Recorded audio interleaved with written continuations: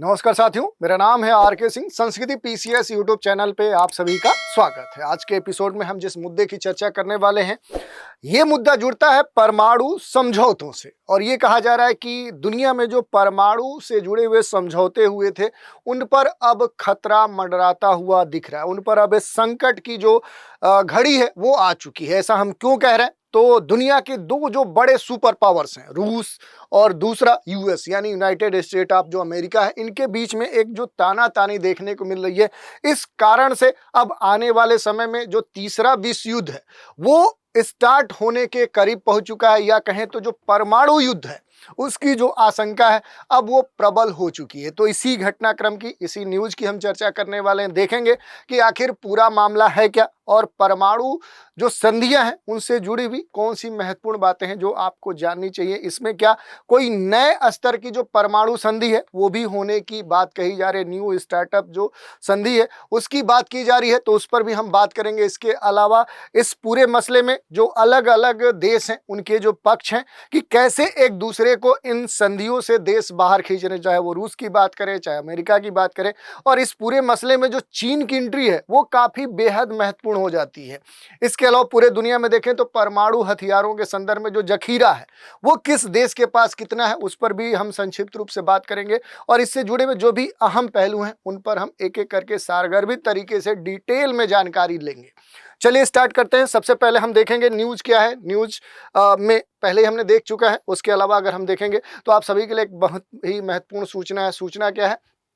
तो स्वतंत्रता दिवस के अवसर पे देखें तो एक बड़ा ही महत्वपूर्ण जो ऑफर है वो संस्कृति आईएएस के द्वारा संचालित किया जा रहा है। 10 से लेकर 15 अगस्त 2025 के बीच में ये जो ऑफर है ये पूरी तरह से वैलिड है। इसके तहत आप देखेंगे तो जो भी संस्कृति आईएएस के द्वारा पीसीएस जो फाउंडेशन कोर्स हैं पीटी और मेंस के लिए, उन पर महत्वपूर्ण छूट दी जा रही है। मोर देन 60 to 75% का डिस्काउंट दिया जा रहा है। ये जो डिस्काउंट है ये बीपीएससी के जो कोर्स हैं, एमपीपीएससी के, आरएस के और अदर जो इस पीसीएस फाउंडेशन कोर्स के तहत संचालित होते हैं उन पर ये छूट दी जा रही है। तो इस छूट का लाभ प्राप्त कर सकते हैं, लेकिन इसके लिए जो डेडलाइन है वो 15 अगस्त है। उससे पहले या उस दिन तक आप इस छूट का लाभ प्राप्त कर सकते हैं। इन कोर्स के बारे में और भी कोई जानकारी चाहिए तो नीचे दिए गए जो नंबर है 9555124124 पे कॉल करके जानकारी आप प्राप्त कर सकते हैं। दूसरा तरीका है sanskrithiis.com, यहाँ विजिट करके भी जो भी जानकारी है वो प्राप्त कर सकते हैं। अब थोड़ा सा न्यूज पर आते हैं कि खास तौर पे दुनिया में दो बड़े ऐसे देश हैं जिनके पास बड़े स्तर का परमाणु हथियारों का जखीरा है। उनके बीच में अब बहुत ही एक पतली दीवार बच गई है कि ऐसा न हो कि दोनों एक दूसरे से भिड़ जाएं। और इसी के संदर्भ में परमाणु हथियार नियंत्रण मामलों के जो विशेषज्ञ हैं उन्होंने ये कहा कि जरूरी नहीं कि अमेरिका और रूस के बीच में परमाणु समझौते का अंत परमाणु युद्ध की संभावना को बढ़ा दे, लेकिन ये निश्चित रूप से है कि इससे कम नहीं करता है। ये इसी कारण से देखें तो ये मसला चर्चा में है, क्योंकि पिछले कई दशक से, लंबे समय से, कई डिकेड हो चुके हैं। उस लंबे दशक से देखें तो अमेरिका और एक तरह से सोवियत संघ जो पहले था फिर टूटकर वो एक तरह से उसका सबसे बड़ा जो पार्ट है वो रूस है, उसके बीच में जो परमाणु संघर्ष है उसकी आशंका हमेशा बनी रही है। एक तो पावर को लेकर एक दो ध्रुवी राष्ट्र के स्तर पे मिसाइल संकट जैसी जो स्थिति है, तो इन मौकों पर ये जो खतरनाक स्थिति है अब ये आगे बढ़ती जा रही है। और अमेरिका और सोवियत के जो नेता हैं 1970 के दशक से ही तनाव को कम करने की दिशा में लगातार कदम उठाते रहे हैं, जिनके तहत देखें तो कई अहम समझौते हुए परमाणु संधि को लेकर। इनमें सबसे जो महत्वपूर्ण संधि मानी जाती है वो 1987 के आसपास मध्यम दूरी के जो परमाणु कह सकते हैं कि बल है उन संधि में शामिल की गई, जिसके तहत परमाणु क्षमता वाली जो भी मिसाइलें हैं उन मिसाइलों की एक श्रेणी को ही समाप्त कर दिया गया था। तो इस तरह का निर्णय इसके तहत लिया गया था। कुछ महत्वपूर्ण बिंदुओं पर हम बात करेंगे। जैसे अगर देखेंगे तो ये जो संधि है 2019 में 2000 अगर इस संधि की बात करें तो ये जो संधि है 2019 में समाप्त हो गई, जब अमेरिका इससे बाहर आने का निर्णय ले लिया। उसने डिसीजन ले लिया कि ठीक है अब इस संधि को हम नहीं मानेंगे, इस संधि से हम बाहर आएंगे। और रूस ने भी इस संधि के तहत अपने ऊपर लगाए गए जो भी स्वैच्छिक प्रतिबंध है उनको समाप्त करने की घोषणा कर दी। अब अमेरिका और रूस के बीच में केवल एक परमाणु हथियार नियंत्रण जो समझौता है, न्यू स्टार्ट, वही क्या है कि अब बचा हुआ है, जो कहीं ना कहीं देखें तो दोनों देशों के बीच में एक कंट्रोल के स्तर पे काम कर रहा है, जिसे विशेषज्ञ ये कह रहे हैं कि अब ये संकटग्रस्त होते हुए दिख रहा है। जो फरवरी देखें तो 2026 में ये भी क्या हो जाएगा, इसकी जो सीमा है वो समाप्त हो जाएगी अगले वर्ष फरवरी 2026 में। तो इस तरह के जो खतरे हैं, अब ये क्या कर रहे हैं कि लगातार चिंता बढ़ा रहे हैं, कंसर्न बढ़ा रहे हैं, दुविधाएं बढ़ा रहे हैं दुनिया के सामने, क्योंकि परमाणु जो हथियार है, जो एटॉमिक वेपन्स हैं, उनके कंट्रोल करने के मामले के संदर्भ में जो एक्सपर्ट हैं, जो विशेषज्ञ हैं, उनका ये कहना है कि जरूरी नहीं कि अमेरिका और रूस के बीच में परमाणु जो समझौता है उसका अंत परमाणु युद्ध की संभावना को बढ़ा दे, लेकिन ये निश्चित रूप से कम नहीं करता है। यही नहीं, यहाँ पर जो एक्सपर्ट हैं वो भी कह रहे हैं कि अंतर्राष्ट्रीय जो एक रणनीति होती है, इंटरनेशनल स्तर पे जो भी डिप्लोमेसी स्ट्रेटजी होती है, उसका जो अध्ययन है वो इसी से जुड़ता है। और दोनों देश अब बहुपक्षीय जो अंतर्राष्ट्रीय परमाणु अप्रसार संधि है उसके पक्षकार हैं, लेकिन आपसी संबंधों में बढ़ती हुई जो अनिश्चितता है, तनाव है, संघर्ष है, समझौतों की घटती हुई जो संख्या है, इसको लेकर जो वैश्विक समुदाय है, जो विशेषज्ञ हैं, वो चिंतित हैं। और इसी कारण से जो एक पुरानी बहुत ही दुरूह जो याद है, वो हिरोशिमा की घटना की अब याद आ जाती है। क्योंकि देखें तो अमेरिका के द्वारा जापान का जो शहर है हिरोशिमा, नागासाकी, वहां पर जो परमाणु बम गिराए गए, उसकी जो अभी हाल ही में 80वीं जो बरसी मनाई गई, तब उस त्रासदी में जीवित जो बच्चे हैं, उन्होंने उन बच्चों ने अपनी बातें बताई कि आखिर क्या स्थिति हुई थी। लोगों ने विश्व नेताओं के द्वारा परमाणु जो हथियार है उसको कंट्रोल करने को लेकर निवारक जो शक्ति है उस रूप में समर्थन दिए जाने पर अभी निराशा व्यक्त की, चिंता व्यक्त की कि आखिर इस तरह के जो भी परमाणु संपन्न देश हैं वो इतना तनावग्रस्त क्यों रह रहे हैं, उनके बीच में कोई संधि को लेकर क्यों बाहर निकल जा रहा है। तो इस तरह की जो घटनाएं हैं अब आने वाले समय में वैश्विक समुदाय को चिंतित कर रही हैं। इसके अलावा अगर देखेंगे तो दुनिया भर में रूस और अमेरिका के पास अगर हम बात करें कि कितने परमाणु हथियारों का जखीरा है, तो अलग अलग डेटा आता है, लेकिन फिर भी एक हम डेटा एनालिसिस करते हैं किस देश के पास कितना परमाणु हथियार है। तो देखिए, अभी भी देखेंगे तो रूस इस मामले में सबसे आगे है, उसके बाद अमेरिका है, फिर चीन है, फिर फ्रांस है, फिर पाक है, फिर भारत है। तो इस तरह से देखेंगे तो 1 2 3 4 5 6 देश जो बड़े स्तर के परमाणु हथियारों का जो जखीरा है वो रखते हैं। और इस समय अगर डेटा की बात करेंगे तो जो डेटा की बात आ रही है वो रसिया के संदर्भ में सबसे अधिक आ रही है। रसिया में अगर देखेंगे तो जो न्यूक्लियर वेपन्स है उनकी संख्या 7,000 से भी अधिक मानी जा रही है, और इसी के आसपास यूएसए में भी मानी जा रही है।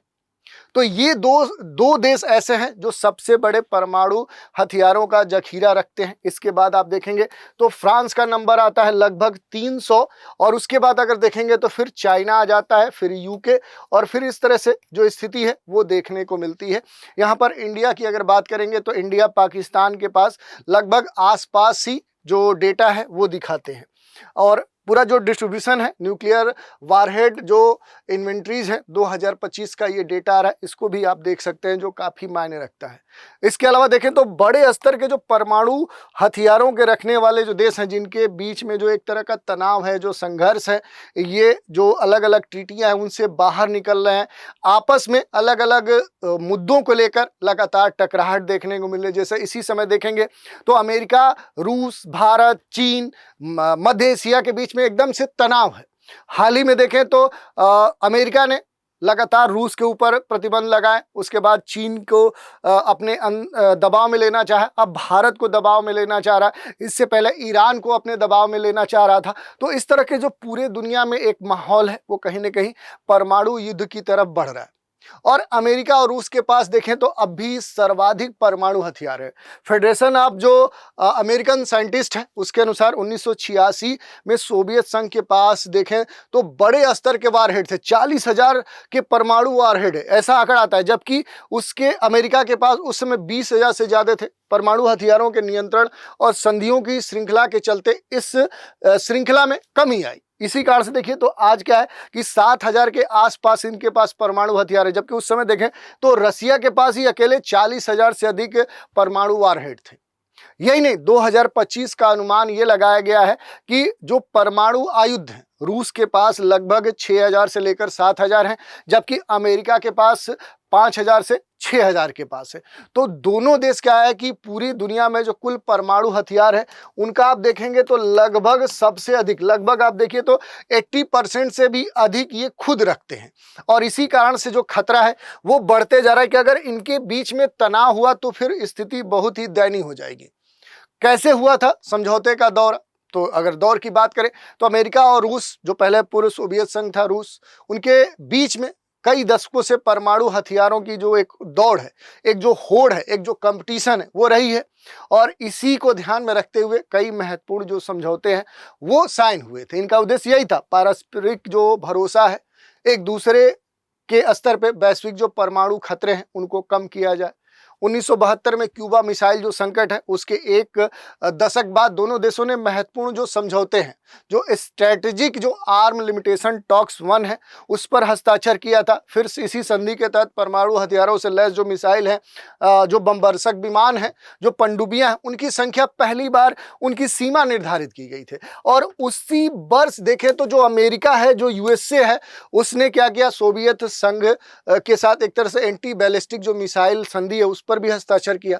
उसके बाद सबसे महत्वपूर्ण समय आया 1987 में, जब क्या हुआ, सोवियत नेता मिसाइल जो गोरखोए हैं और जो अमेरिकी राष्ट्रपति डोनाल्ड जो रीगन है, इनके बीच में खास तौर पे इंटरमीडिएट रेंज न्यूक्लियर जो फोर्सेज ट्रीटी है उस पर हस्ताक्षर हुआ, जिसके तहत 500 से लेकर 5500 किलोमीटर की दूरी तक मार करने वाली जो मिसाइलें हैं उन पर सीधे प्रतिबंध लगा दिया गया। और इसी बीच 1991 में ये जो समय है ये भी महत्वपूर्ण है कि न्यू स्टार्ट जो एक ट्रीटी है, स्ट्रेटेजिक आर्म जो रिडक्शन ट्रीटी है, उस पर हस्ताक्षर किए गए, जिसके तहत अमेरिका और रूस ने अपनी रणनीतिक जो परमाणु क्षमता है उसमें धीरे धीरे कटौती करने की बात की थी, जिसमें मिसाइल, सबमेरिन्स, बमवर्षक जो विमान है वो शामिल किए गए थे। ये जो संधि है अब समाप्त एक तरह से स्थिति की है और इसके बाद जो स्टार्ट द्वितीय संधि है उस पर भी हस्ताक्षर हुए, लेकिन ये भी अभी तक देखें तो उस तरह से प्रभाव में नहीं आ पाई जिस प्रकार से इसे आना चाहिए था। और पहले देखें तो जो डोनाल्ड ट्रंप है वो और फिर पुतिन ने इस समझौते से दूरी बना ली, ये सबसे महत्वपूर्ण खतरा है। अमेरिकी राष्ट्रपति जो ट्रंप है ये तो हमेशा अपने फिकल माइंड होने के कारण चर्चा में रहे, कभी कुछ भी कर देंगे, इनको सोचना ही नहीं है दुनिया में, बस अपने को दिखाना है कि ठीक है अमेरिका सुपर पावर है, हम ऐसे व्यक्ति हैं कि हर जगह हम ही हैं, हर जगह हमारा ही डिसीजन चलेगा। अमेरिकी राष्ट्रपति डोनाल्ड ट्रंप ने अपने कार्यकाल के दौरान इस संधि से अमेरिका को बाहर निकाल लिया। उन्होंने दावा किया कि रूस इस संधि के प्रावधानों का उल्लंघन कर रहा है, इसलिए हम इस संधि में नहीं रहेंगे। रूस ने इस दावे को पूरी तरह से नकार दिया, नहीं ऐसा कुछ भी नहीं है, ट्रंप जो कह रहे हैं वो गलत कह रहे हैं। ट्रंप प्रशासन ने यह भी कहा था कि चीन और ईरान जैसे जो देश हैं इस संधि का हिस्सा नहीं थे, लेकिन उनके पास 1000 से अधिक INF रेंज की मिसाइलें हैं, जिसे देखते हुए अमेरिका रणनीतिक रूप से नुकसान की स्थिति में था। रूस ने स्टार्टली जो इनिशियली स्तर पे, प्रारंभ स्तर पे इस संधि के प्रावधानों का पालन करने की बात कही थी, लेकिन बाद में उसने इस संकल्प को औपचारिक रूप से समाप्त कर दिया। तो ये जो स्थिति है इन दोनों के बीच में काफी घातक होती जा रही है। अब इसी को ध्यान में रखते हुए अब दुनिया के जो महत्वपूर्ण देश हैं ये लगातार क्या है कि बड़े बड़े घातक जो मिसाइलें हैं वो उनका परीक्षण कर रहे हैं, जो एटॉमिक वारहेड ले जाने में सक्षम है। तो इस तरह के जो एटॉमिक वारहेड ले जाने वाले जो मिसाइलें हैं ये क्या कर सकती हैं कि परमाणु बम से भी बड़ा एक जो इफेक्ट है वो डाल सकती हैं। इससे पहले भी देखें तो रूस ने नवंबर में यूक्रेन पर जो ऑर्सेनिक हाइपरसोनिक मिसाइल है उसका परीक्षण किया। ये नई मध्यम दूरी की मिसाइल की प्रणाली है। राष्ट्रपति जो पुतिन है उन्होंने कहा कि इस प्रकार की जो भी मिसाइलें हैं इस वर्ष के अंत तक बेलारूस में तैनात की जाएंगी, जो रूस के पड़ोसी सहयोगी देश है। तो इस तरह की जो एक्टिविटी है इन देशों के बीच में ये काफी घातक है। हाल ही में देखें तो अमेरिका ने क्या किया कि अपने परमाणु जो सबमेरिन है वो रसिया के आसपास 2 परमाणु जो कह सकते हैं कि सबमेरिन है, जो पनडुब्बियां हैं वो तैनात कर दी हैं। तो इस तरह की जो एक्टिविटी देखने को मिल रही है ये इस खतरे को सबसे अधिक बढ़ा रही है। ट्रम्प से पहले बुश ने भी इस तरह के फैसले ले लिए थे। ये भी एक घातक बात कही जाती है, क्योंकि 2001 की बात करें, बड़ा ही महत्वपूर्ण वर्ष था 2001। उस समय आतंकी हमला हुआ। उसके बाद अमेरिका की जो रणनीति है, उस रणनीति की प्राथमिकताओं में बड़े स्तर का क्या हुआ, बदलाव हुआ, प्रायोरिटी बदलने लगी। तत्कालीन राष्ट्रपति कौन थे? जॉर्ज डब्ल्यू बुश थे। उन्होंने 2002 में एंटी बैलिस्टिक मिसाइल जो ट्रीटी है उससे अमेरिका को बाहर निकाल लिया। उन्होंने ये कहा कि इस संधि से ईरान, उत्तर कोरिया जैसे जो देश हैं, उन देशों से संभावित हमलों के विरुद्ध अमेरिका की जो रक्षा क्षमता है वो क्या हो रही है, लिमिट हो रही है, वो कम हो रही है, इसलिए हम इससे बाहर निकल रहे हैं। रूस ने इस निर्णय का कड़ा विरोध किया था, वैश्विक स्तर पे आपत्तियां जताई, आशंका जताई कि इससे अमेरिका ऐसी मिसाइल रक्षा प्रणाली विकसित करेगा जो रूसी परमाणु निवारक क्षमता को पूरी तरह से डैमेज कर देगा। तो इस तरह की जो घटना है ये काफी चिंताजनक है। और इसी में जो सबसे महत्वपूर्ण है न्यू स्टार्ट संधि, जो 2026 फरवरी में समाप्त होगी, ये महत्वपूर्ण है, क्योंकि बाद में देखें तो दोनों देशों के बीच में एकमात्र जो प्रमुख द्विपक्षीय संधि है वो न्यू स्टार्ट संधि बची हुई है, और जिस पर अप्रैल 2010 में दोनों देशों ने क्या किया था, साइन किया था, हस्ताक्षर किया था। इस संधि का मतलब क्या है? तो इस संधि के तहत दोनों देश परमाणु हथियार और जो भी प्रक्षेपास्त्र हैं उनकी संख्या को क्या करेंगे, सीमित करेंगे, हथियारों को कम करेंगे।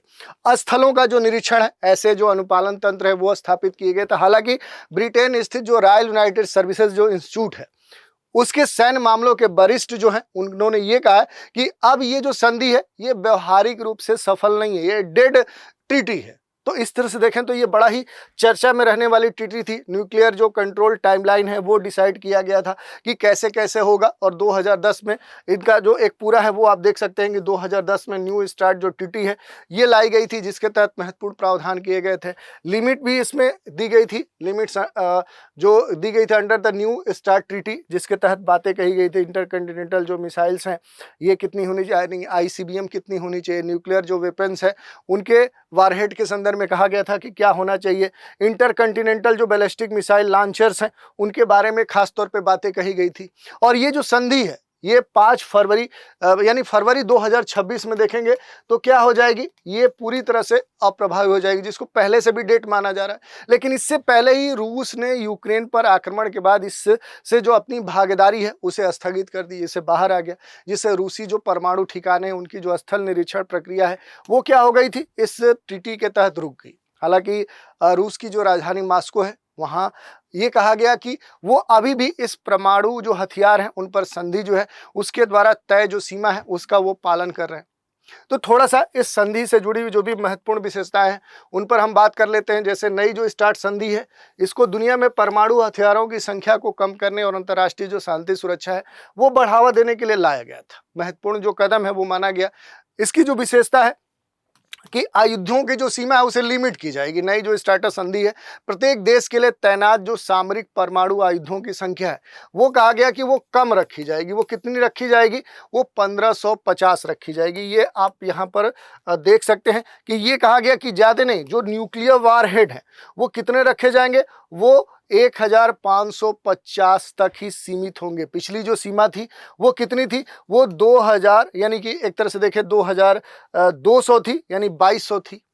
इसके अलावा देखें तो मिसाइल और जो बम वर्षक हैं उनके बारे में क्या कहा गया, तो ये कहा गया कि जो मिसाइल हैं, जो बम वर्षक हैं उनके बारे में खास तौर पे बातें कही गई कि जो मिसाइल हैं, जो बम वर्षक हैं वो क्या किए जाएंगे, इसमें तैनात किए जाएंगे। अंतर महाद्वीपीय जो भी कह सकते हैं कि जो बैलिस्टिक मिसाइलें हैं वो पनडुब्बियां हैं वो प्रक्षेपित करने की उनकी जो संख्या है वो क्या की जाएगी, वो सीमित की जाएगी। तो ये भी कहा गया कि ठीक है, ये जो 700 जो डिप्लॉयड है कि क्या किया जाएगा कि जो परमाणु हथियारों से लैस जो भारी बम वर्षक हैं उनकी जो संख्या है वो कितनी रखी जाएगी, तो वो 700 रखी जाएगी। 700 सीमित कर दिया गया।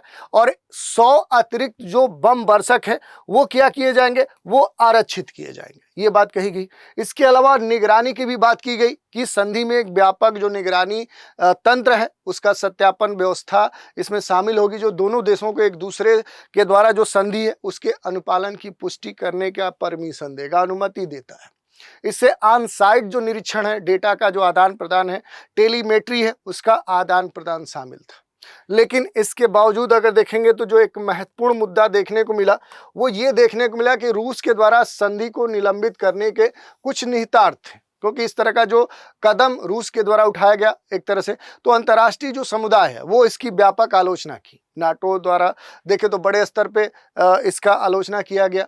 लेकिन इसमें जो सबसे महत्वपूर्ण बिंदु थे, जैसे शस्त्रागार में वृद्धि करना, विशेषज्ञ यही मानते हैं कि इस निलंबन से अन्य जो परमाणु शस्त्र देश है, जैसे चीन है, पाकिस्तान है, ईरान है, इजराइल है, भारत को अब अपने शस्त्रागार में वृद्धि करने का अवसर मिल सकता है। क्योंकि अगर रूस इससे बाहर निकल गया, अमेरिका पहले से बाहर निकल गया, तो अब सभी देश क्या हो जाएंगे, स्वतंत्र हो जाएंगे अपने जो भी वारहेड हैं उनको जखीरा बढ़ाने में।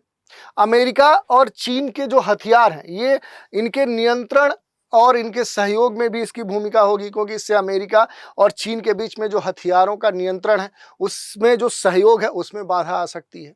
तो इस तरह की जो बातें हैं वो खास तौर पे यहाँ पर देखने को मिल सकती हैं।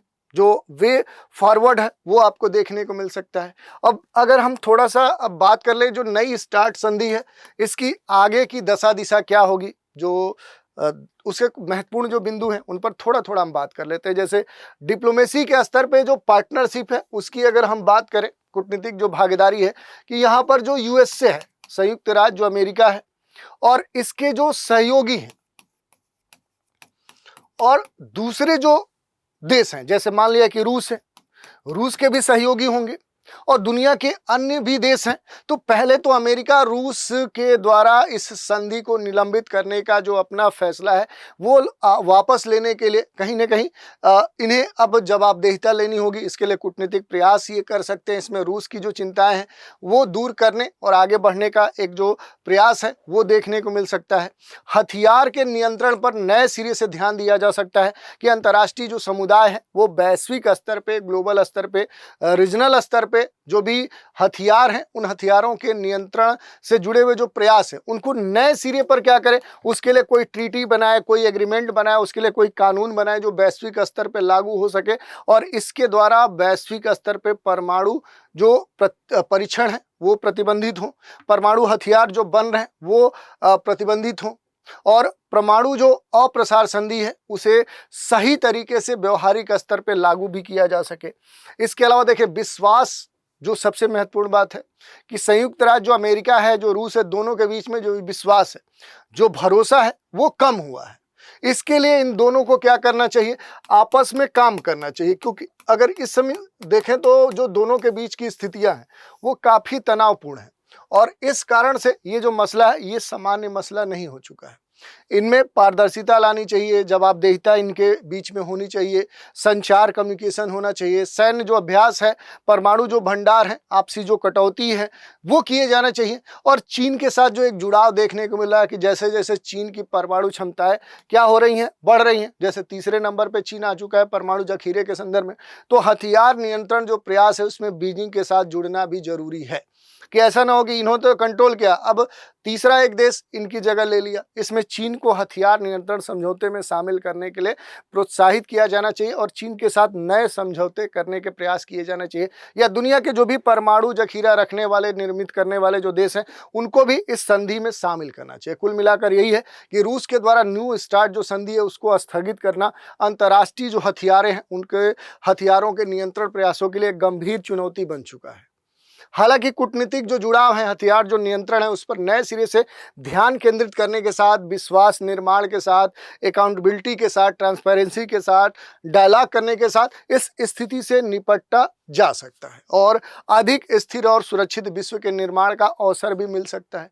लेकिन इन सब के बीच में देखें तो ये जो संधि है खास तौर पे चर्चा में है, क्योंकि रूस और अमेरिका क्या फिर से कोई नई जो संधि है वो करेंगे जिसकी आवश्यकता अब महत्वपूर्ण रूप से महसूस की जा रही है दुनिया के स्तर पे।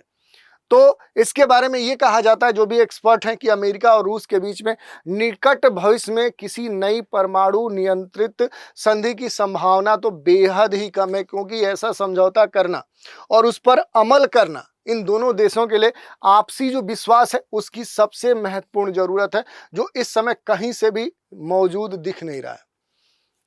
यही नहीं, अमेरिका अब अपनी रणनीतिक जो निगाह है वो रूस के बजाय अन्य खतरों पर विशेष करके चीन पर केंद्रित कर चुका है, एशिया वाले सेक्टर पे केंद्रित कर चुका है। बुश और ट्रंप प्रशासन दोनों ने अपने समय में रूस से संधियां जो थी उनसे हटने का एक कारण यह भी बताया था कि उन संधियों में अन्य देशों जैसे चीन, भारत या इस तरह के साथ सीमा नहीं लगाई गई थी, जो कहीं ना कहीं तेजी से परमाणु प्रसार कर रहे हैं।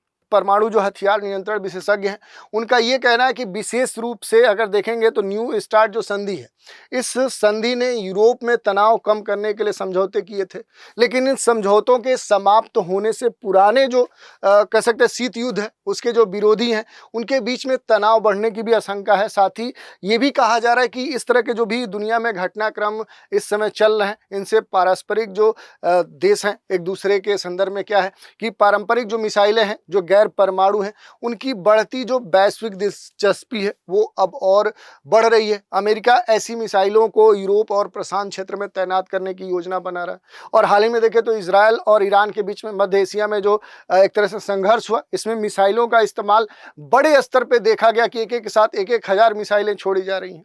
तो इस तरह की तनाव की स्थिति बड़ा ही खतरनाक है वैश्विक समुदाय के लिए। और इसमें जो चीन अब एक देश आ चुका है, ये इसकी जो एंट्री है, इसने पूरे दुनिया का जो गेम है वो बदल दिया है। जो गेम पहले रूस और अमेरिका के बीच में हो रहा था, उसमें क्या है कि एक नई एंट्री हो गई है चाइना की। चीन परमाणु शक्ति रूप में देखें तो अमेरिका और रूस के समकक्ष तो नहीं है, लेकिन उनके आसपास अब बनते जा रहा है। ये एक जो कंपटीशन है परमाणु हथियारों की, उस परमाणु हथियारों की जो दौड़ है उसको अब जन्म दे रही है। इस खतरे के मद्देनजर देखें तो परमाणु और जो भी पारंपरिक हथियार हैं, दोनों में वृद्धि कर एक तरह से चीन जो देखें ये रूस और अमेरिका को क्या कर रहा है, कंपटीशन देना अब शुरू कर चुका है। इससे क्या है कि रूस भी अपने जखीरे में क्या है, अपने परमाणु हथियार और गैर जो परमाणु हथियार वो बढ़ाने के लिए मजबूर हो रहा है। शीत युद्ध की जो संधियां थी वो भले ही पहले समाप्त हो रही हैं, लेकिन शीत युद्ध की जो सोच है अभी भी बनी है।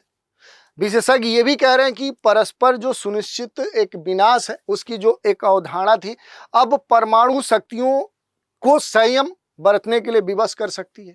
तो अब ये डिसाइड करना है इन देशों को कि आखिर इस तरह के जो मसले हैं उनको कैसे हल किया जाए। और इसमें सबसे महत्वपूर्ण बात यही कही जा रही है कि जो एक आपसी विश्वास है, विभिन्न दुनिया के जो परमाणु हथियार रखने वाले जो देश हैं उनके बीच में ये विश्वास होना चाहिए, आपसी पारदर्शिता होनी चाहिए।